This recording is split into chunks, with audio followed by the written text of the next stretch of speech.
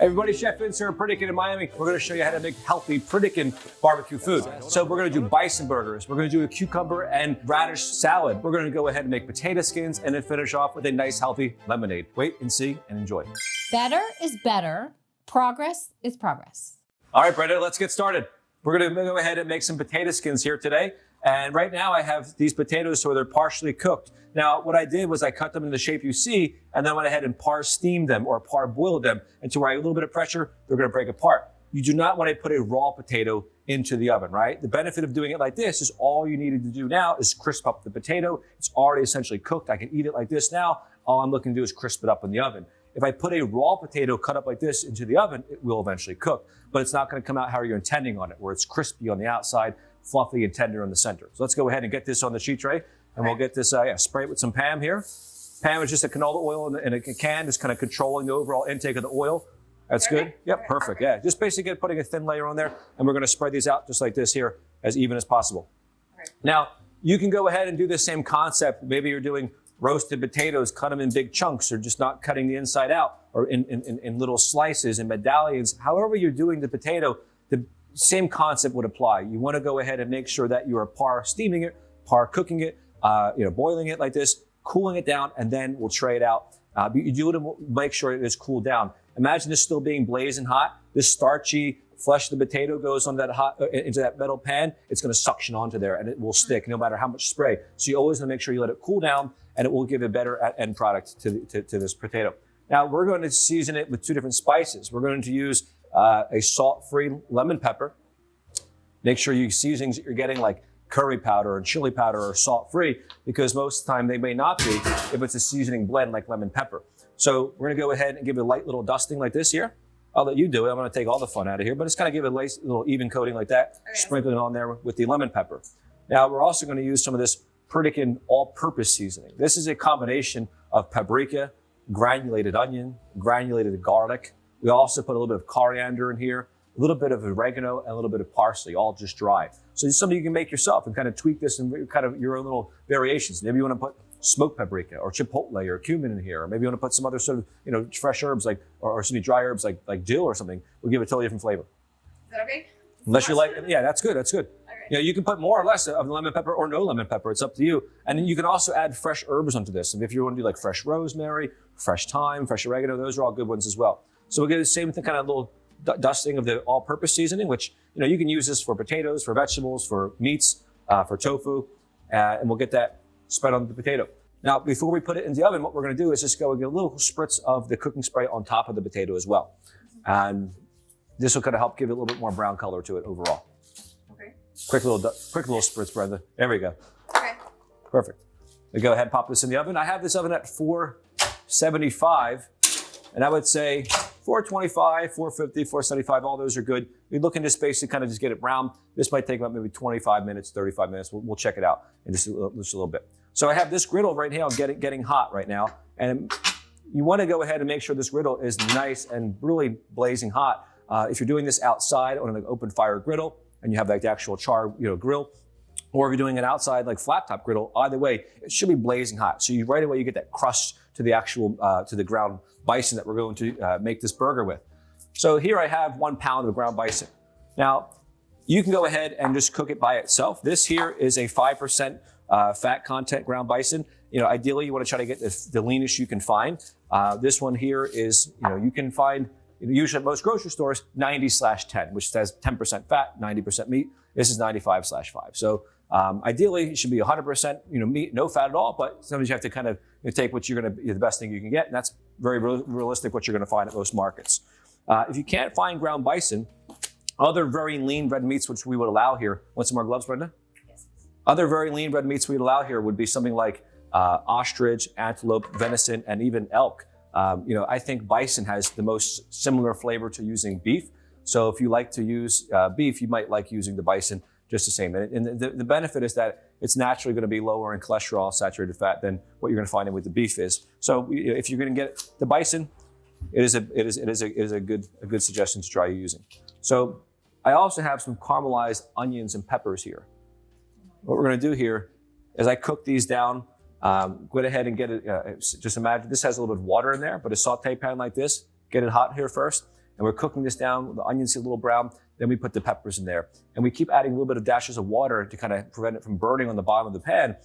We're keeping the lid on there the whole entire time. And this way, really, it takes about over an hour to get them to this stage right here on like a low flame, slowly caramelizing them like this. You can put this in anything and it just gives her so much flavor. You can even make a big batch of this and freeze this. This here was literally 1 whole onion and 3 peppers in this little tiny bowl, if you believe that or not. So we're cooking it down this much really amplifies the flavor and the sweetness level that comes out of these peppers, onions. So we're gonna put that as to really kind of add more moisture and add flavor to the bison burger as well. Is that a cup?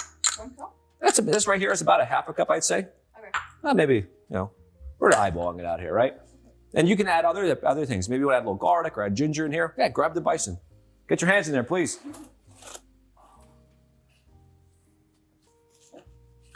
Now to scoop this out quick and easy and make this, just fast, what we'll do is first we'll kind of mix this together. Okay. I'll let you do this here. I don't want to take all the fun away from you. Okay, you can add the spices. So you can add the spice in here, or you can put it on the outside, right? Either one. If you want, you can just put some right into here now. What we're going to do is just give a little bit of that Pritikin all-purpose seasoning onto there.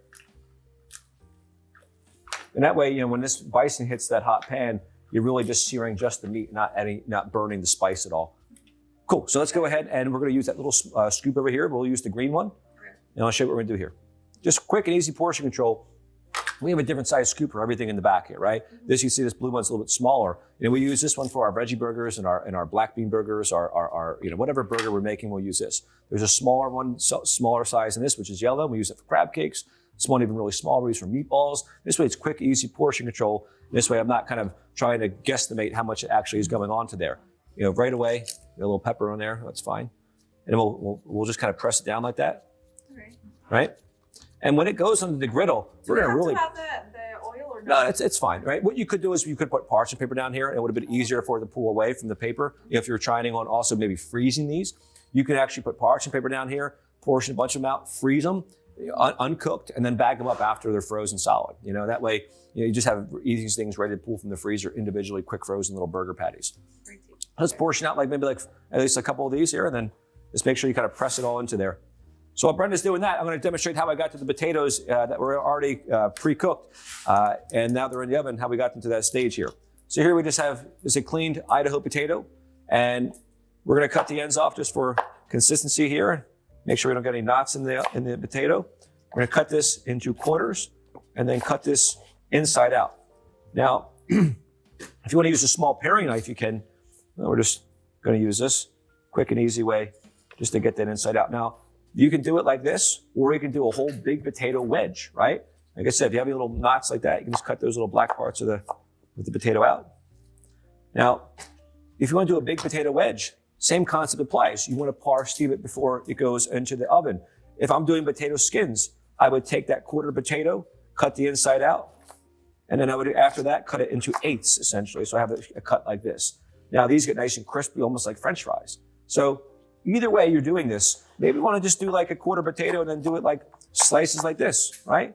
Hey, that's all good too. Like roasted potatoes with some, maybe you're doing some grilled bison filet mignon, or doing some, grilled chicken breast or something like that. You can do potato medallions like this, right? Either way, every concept applies. The bigger it is, like, this one here is going to take a little longer in the water here, right? Whereas these might take a little bit less time. But you notice what I'm doing is I'm starting them in cold water.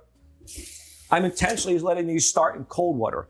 One tip I always like to tell people is that if the vegetable was grown underground, it should usually be started in cold water. If it was grown above ground, it should be started in hot water. And the benefit is that usually root vegetables are very dense, right? So if I'm using beets, or I'm using potatoes, or carrots, starting them in cold water and bringing it up to a boil allows us to cook from the inside out, as opposed to starting this in boiling hot water. The outside kind of gets too cooked before the inside gets to where it needs to be. So starting this in cold water, bring it up to a boil. For the potato skin shape, this will come to a boil, 5 minutes, I'm pulling it out. But after 5 minutes of boiling, this should come out. And this one here might take maybe 10 minutes after it boils because it's that much bigger. So you kind of get the idea. Brenda's still scooping away here. You run out of space? Yes. Perfect. Perfect. We can't wait to welcome you to the Pritikin Longevity Center this summer. Be a part of our world-renowned program and enjoy our lowest rates in years. We're making some exciting improvements to our facility from August 6th through September 17th. During this time, our guests will continue to enjoy the lush grounds and world-class amenities of the Trump National Doral. Guests will remain engaged in the program in our temporary location, steps away from their deluxe accommodations. All at a price that is 40% off our high season rate. Our temporary facilities will be comfortable, luxurious, and convenient for you to experience the life-changing Pritikin program. The prices offered during the renovation will never be matched again. Book a consult today to learn more about these great low rates while they last. Come experience for yourself what over 100,000 people have learned, that Pritikin will change your life for the better.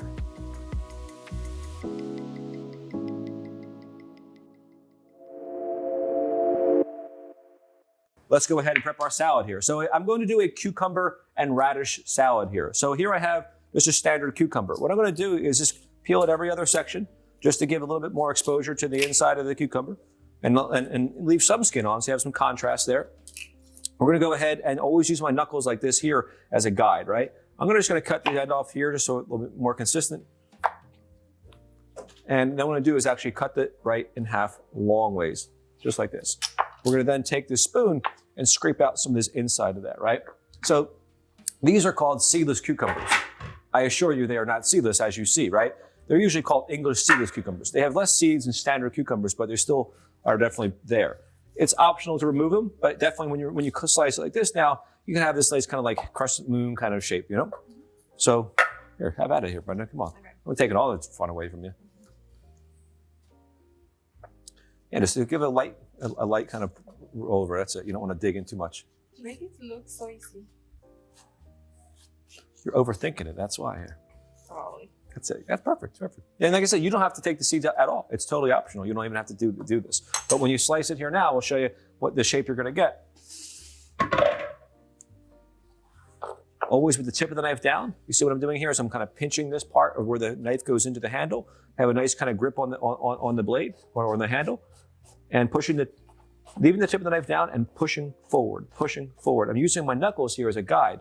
And here I'm going to show off, and I'm going to keep looking at you, but I'm going to show you that by having your knuckle kind of positioned right there, you can really kind of have a feel of where the knife's going to wind up going there. And it gives you full control to get that nice kind of even, consistent shape, right? Now, if I go like this and pull and pull and pull, and most people have their hand back here, it's like, good luck, right? So having the better skill set of just knowing where to kind of, how to hold the knife and how to position your fingers here can make all the difference. And never my fingertips, right? Always my knuckles here, putting my fingertips on the actual vegetable, using just like one or two knuckles kind of protruding out a little bit to kind of give you that kind of control. You want to try it out? Okay. Let's Come on, try it out. Are you right-handed or left-handed? Right-handed. All right. Okay. So let me come around here so I can see you a little bit better then.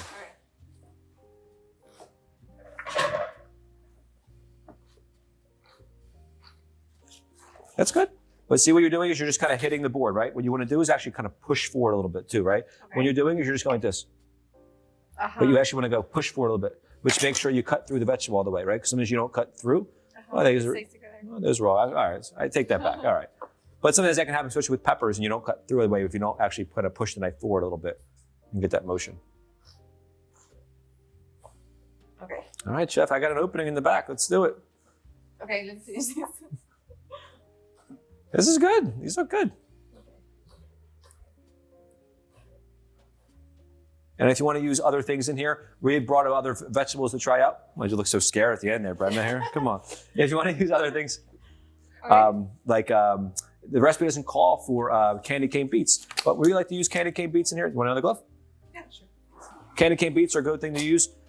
Gives you a lot of color, nice crunch, and it's the one beet I would say is one of the best things to use raw in a salad because it doesn't bleed the color like a red beet would do, right? If I put jicama in the salad, which we're going to do, and I put red beet, all that color kind of bleeds. Now this is what happens to them is with candy cane beets. You get one that doesn't really look all that pretty on the inside, and you think, oh, what happened here? Well, it's kind of just a dud, right? So if you get a dud, it is what it is. We went ahead and got some more here that it should be a little bit better on the inside. So we'll cut these open and see. That's kind of what you're looking for. A little bit more vibrant, kind of fuchsia pink color there. We'll go ahead and I tend to think sometimes the smaller ones tend to be a little bit more colorful. I think when they get too big, they tend to kind of get a little faded out the inside, and you can see that kind of nice contrast of stripes that this will have here. So by the way, the potatoes have now boiled, and as I said, maybe about 5 minutes after it's been boiling, we'll check on those potato skins and we'll pull those out. Now, when you go ahead and do these candy cane beets, make sure you go ahead and just get all the skin off completely, and just kind of give you a more visual. We'll see how these look on the inside. And look, this one doesn't look all that good, so we got lucky here. So sometimes it is what it is with these things, and you just get better ones than other ones. So, all right. So, if you can't find candy cane beets and you want to use something colorful, you can just use pink radishes, right? It's going to give you something still kind of same crunch and still kind of the same kind of contrast. I like to kind of get one side at least kind of squared off, so it's going to sit more flat here now, like this here. You getting a fish over there? So, again, same technique. We're going to push forward like this here. And, people eat with their eyes, right? Before they even eat the food. So if they can see this from across the yard, it looks colorful, looks exciting, they're going to want to try it out no matter what it is in there, right? And of course, if you want to throw other things in here, maybe you want to put some black beans in here. We want to throw some other grains in here in this salad. Maybe you want to go ahead and serve this as a whole entree salad type of thing. There's many kind of variations you can do with this. So here I have kind of like a long julienne to this, like that, right? Yeah, it gives you a nice little crunch, but isn't too overwhelming. You can also cut it in half, so it's like a half julienne, so it's not so long of a piece. So this is a cucumber radish salad, and you can put watermelon radish, you can put purple radish, and one thing I didn't bring is the standard pink radish, but because everyone knows that one. These are really nice. These are actually called purple ninja radishes. The first time my produce vendor said they have a product called purple ninja radish, and I need to try it out. I said, that's all you need to say. It's a purple ninja radish. So it's a funny name, but it's a nice crunch to it. And I'd recommend leaving the skin on. You might have a little bit of these hairs you want to pull away after you wash it, but you want to leave the whole thing, the skin on, because you'll lose that kind of contrast if you peel that skin off. So what we do here is cut these into halves like this here, and same technique. We're going to kind of push forward and have these little kind of half circles of radishes, or you can also cut these into quarters if you wanted to, but I'd like to go ahead and cut this in as thin as possible. And of course, if you want to use something purple, you don't have this radish, purple red onions, if you want to use red cabbage. I don't know why they call it red onion, red cabbage when they're purple, but that's, it is what it is. But, either of those would work in here as well. All right, so that's probably enough. So let me just check these potatoes and see where they're at. So for this potato skin, take it out of the water. This is still blazing hot, but just kind of getting an idea of where it's at. A little bit of pressure, and it breaks apart. You don't want to make mashed potatoes. So, after this boils for about 5 minutes, I'd go ahead and pull it. I could have even pulled that even 1 or 2 minutes earlier, but it's still good. But just think is, you just don't want to let it go cook towards falling apart in the actual pot. You've gone too far then at that point. And if you're looking at the potato medallions, a little bit of pressure and it breaks. That's perfect right there. So if I can cool these down in like a colander, let them cool down totally to room temperature, and then we would go ahead and we would tray them out like we did the potato skins. All right, so let me just go ahead and turn this burner off here so we're not keeping that high burner on. We'll just peek on the potato skins and see where they're at right now. They look beautiful. They cooked even faster than I was expecting because I had to have the oven pretty high. Now, for something like this, I prefer to have it get a little too dark like this, too fast, as opposed to waiting around for it to get dark. So if you put this in an oven at like 350, it'll eventually brown, but it's going to take much longer to do it. And all you're looking to do is kind of get it golden brown. I'm actually going to put it right back in the oven and just turn it down a little bit, just so it can hold. And then what we'll do is we'll let these hold at like 350 or 300, 325, just so they're still keep cooking a little bit, but not brown too much before we get these Bison Burgers browned off for here right now. So we can put the salad on hold and we can go ahead and do the Bison Burgers, right? So he's been sitting out for about 15 minutes or so, kind of room temperature, slowly taking the chill off the ground meat. We'll go ahead and take that spray. We'll see how hot this griddle has gotten. And it's nice and hot where I want it to be. You want that smoke to come off here. This is a high heat spray, a high heat pan. This is a commercial version of pan. But usually this is sold as like a grilling pan at a grocery store. So that means it has a higher smoke point. Now notice these griddles that I have here, the griddle I have here is a long dual burner griddle. So you get a lot of surface area on here. And these heavy grill presses really help a lot to kind of get that kind of press on the piece of meat, right? So when you press it down, sometimes if you just do this and put it on there, it's okay. But doing this really ensures you're getting a little bit more surface area spread out, and it stays kind of spread out, right? And you get that nice crust on that meat. Now go grab some here. We'll put them on. I love the sound of that. And press that down a little bit.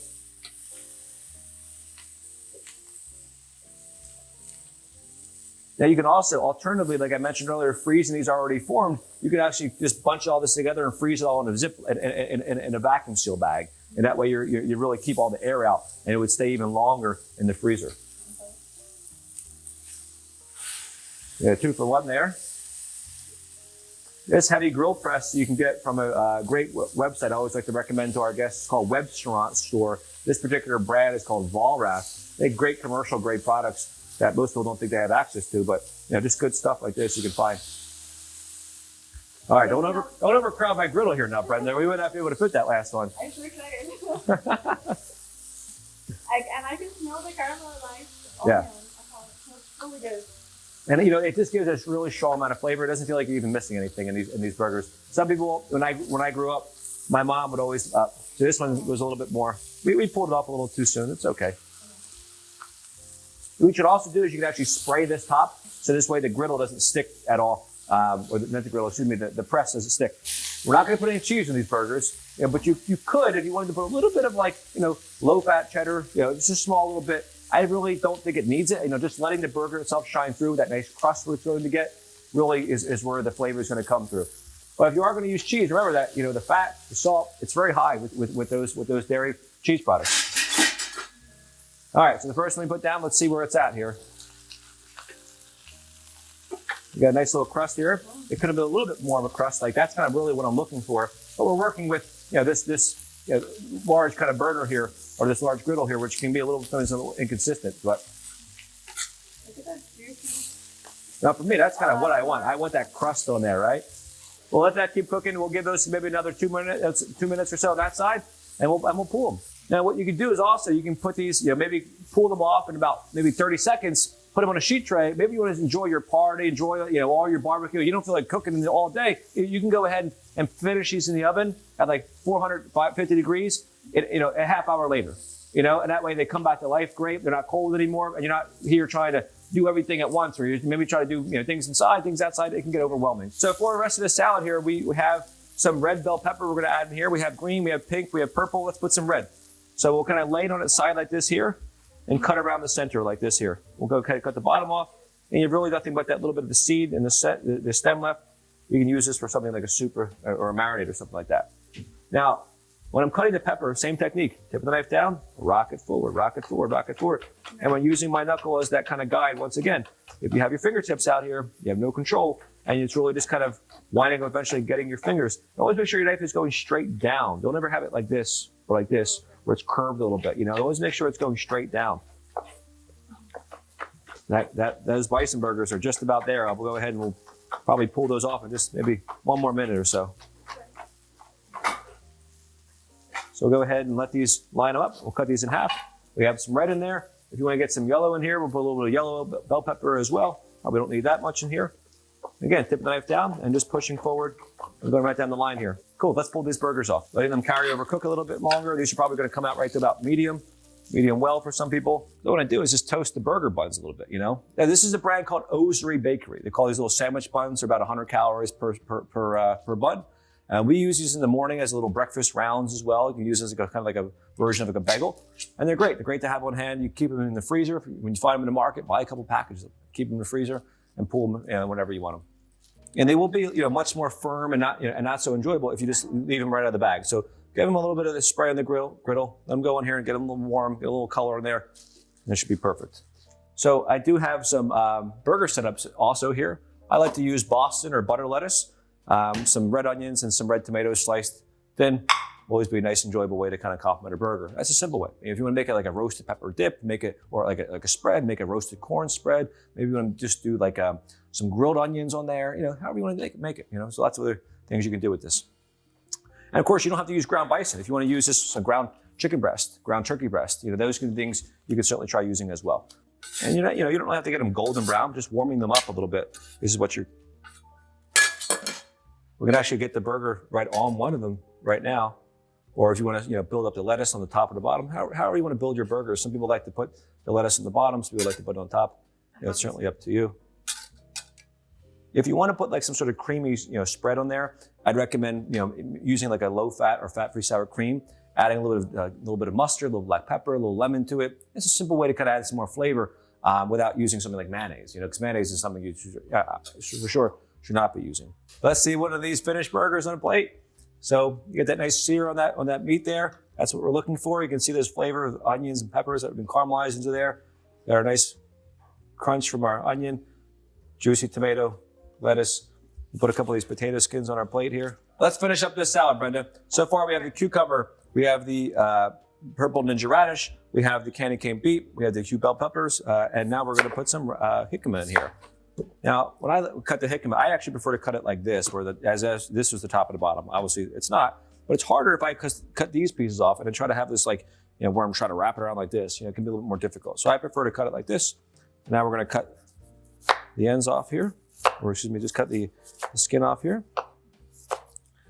And once you have the whole thing peeled, if you're not familiar with jicama, it has a nice crunch to it, kind of similar to like an apple, a very mild sweetness to it. So, it's a nice complement to a salad like this. By itself, it doesn't have like a tremendous amount of flavor, but you can add other things with it, which really pumps it up. So we're gonna first and foremost, go ahead and cut a few slices and transfer to that more flat side there.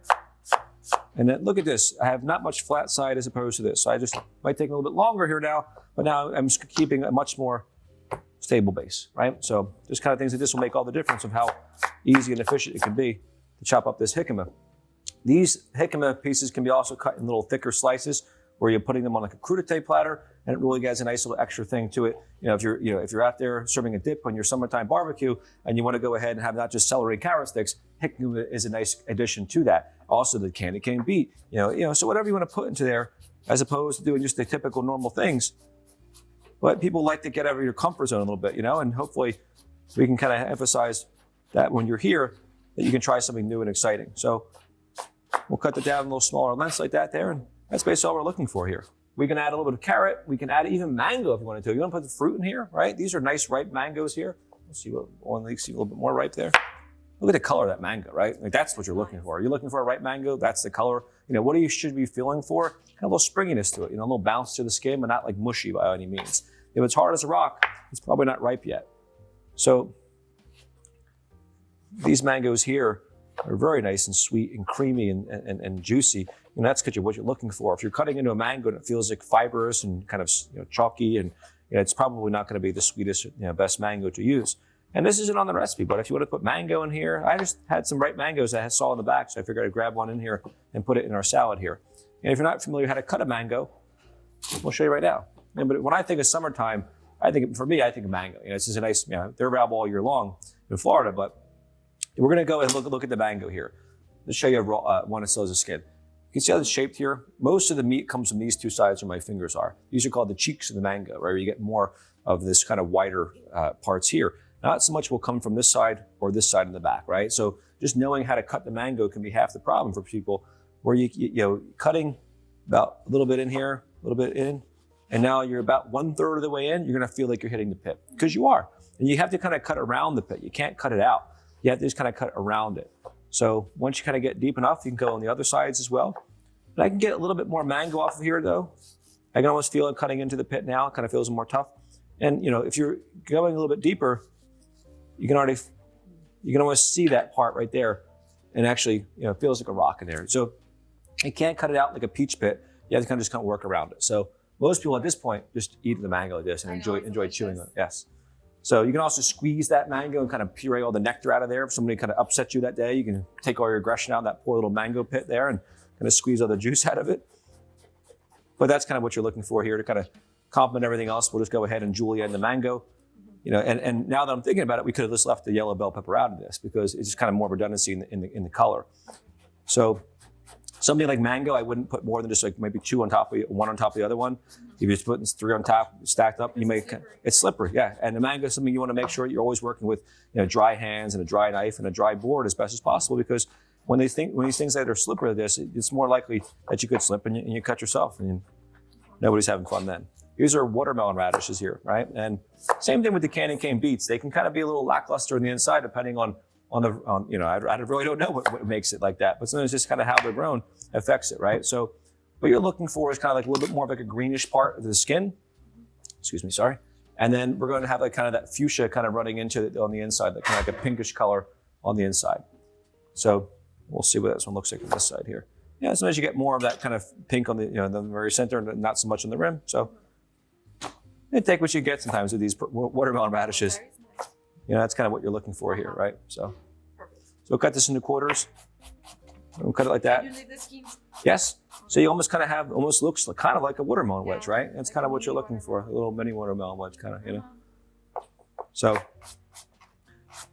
we'll go ahead and cut this. You want to cut it even in half and then cut it into like quarters like that, and then slice it. You'll have even kind of more like smaller wedges essentially.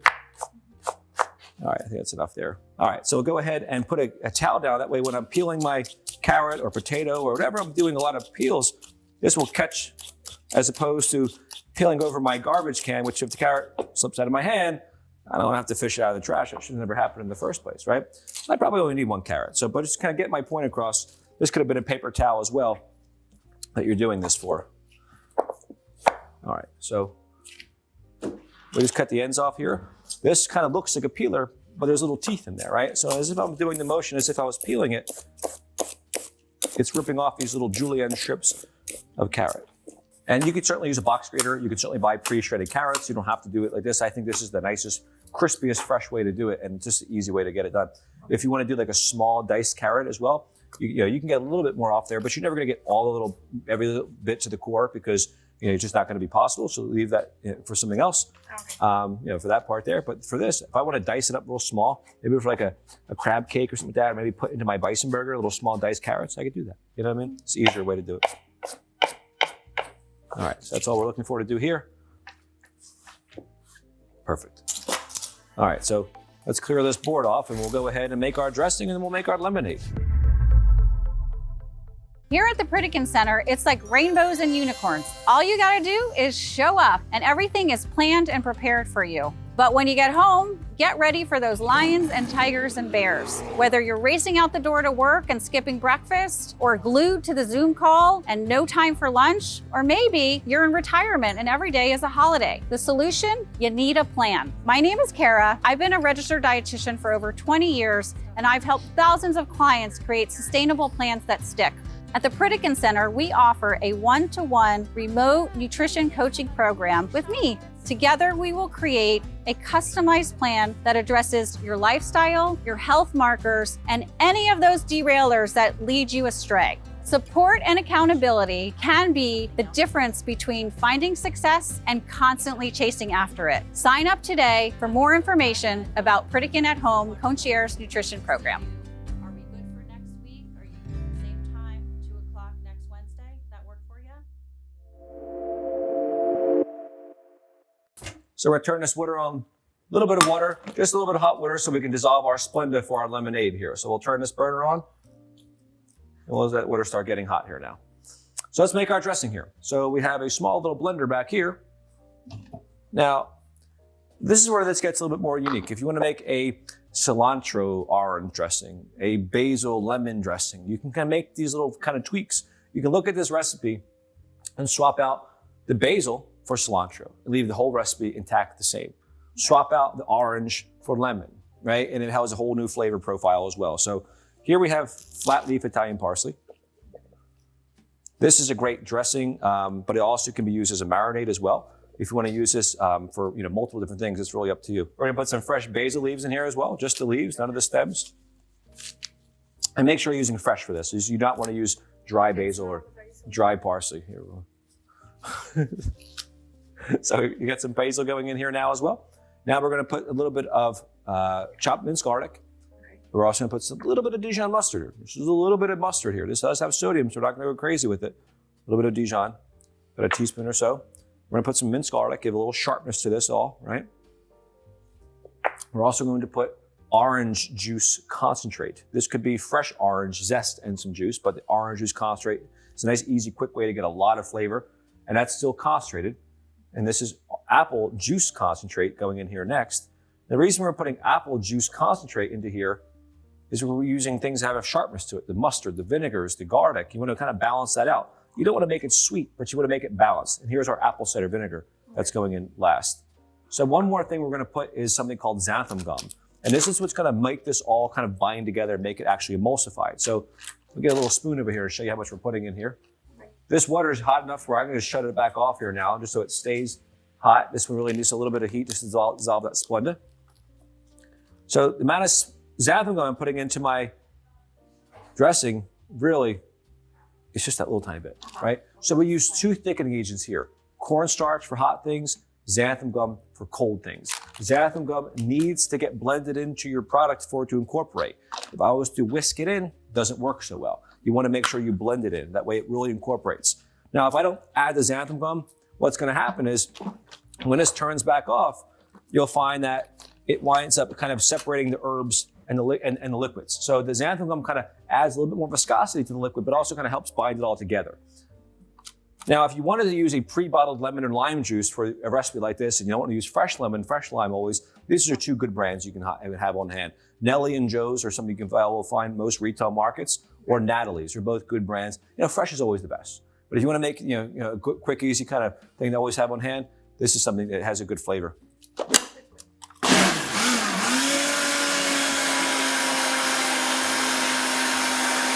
Look at like the milky color you get from that dressing at this point, because that emulsification has happened.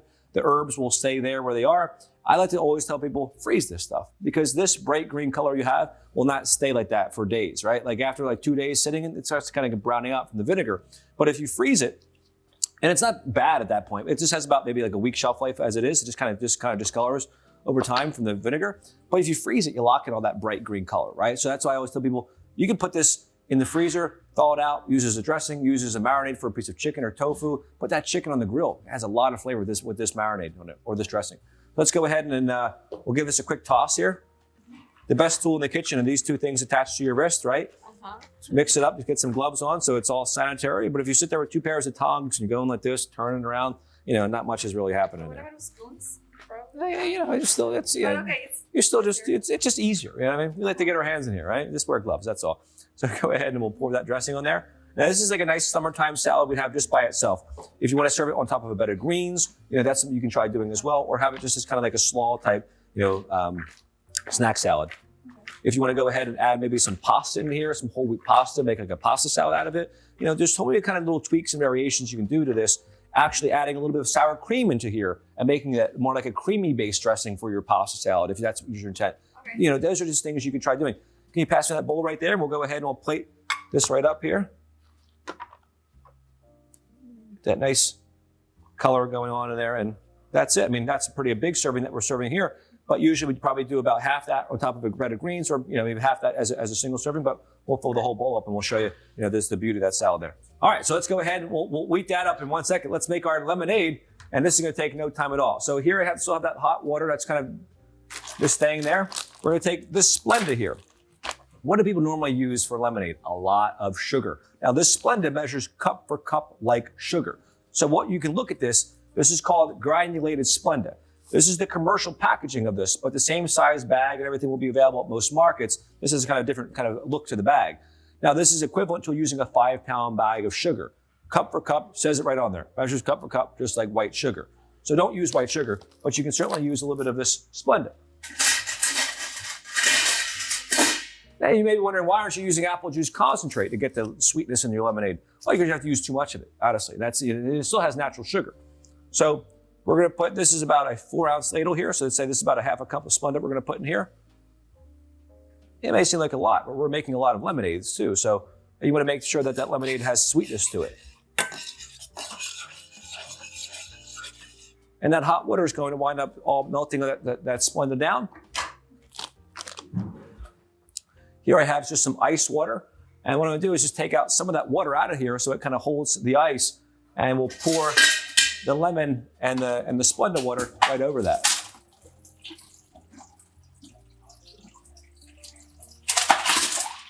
All right, so you're kind of looking for a certain ratio of water to lemon and Splenda.